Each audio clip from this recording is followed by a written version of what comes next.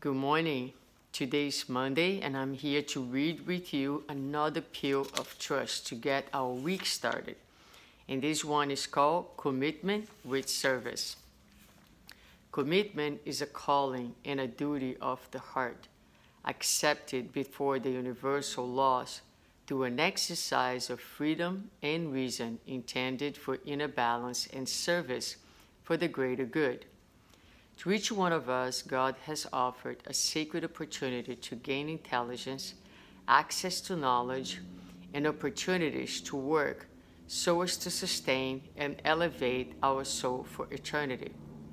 Reincarnated under the guise of the Consoler and illuminated by the On High, each one of us has imprinted in our souls a divine calling for service.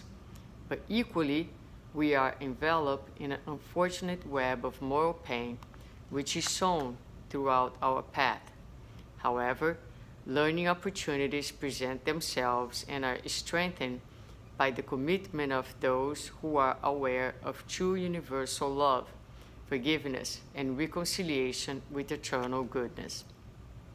In these times of defining and separating the wheat from the chaff, it is necessary to remain attentive to the calling of your inner voice, which is reminding you of the commitments you have agreed upon.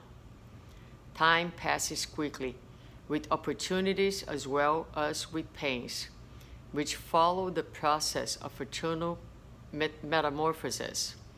To delay our surrender to the Lord and service for the good is to postpone the inner peace and tranquility which comes from the establishment of the much-needed emotional, physical, and spiritual balance. Attending to the Lord's calling and dedicating oneself to work towards love and forgiveness is a prudent and intelligent activity for those who find themselves committed to the opportunity of service which benefits oneself and everyone else. So this is a page that is calling us for service, for the service of love.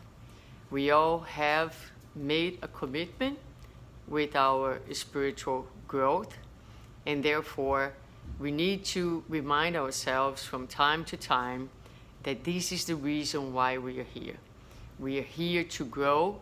We are here to reestablish balance within our souls, and the path for that is through service. And when we say service, we're not talking only and exclusively about service that we organize in order to help others.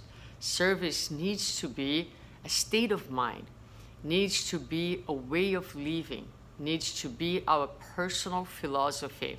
It's a choice. We choose to live to serve, or we serve to live. We are constantly serving. We are constantly mobilizing our best resources in favors of others, in favors of life, and in favors of ourselves. When we think about it in this way, then any moment, any person, and any circumstance becomes a chance to serve.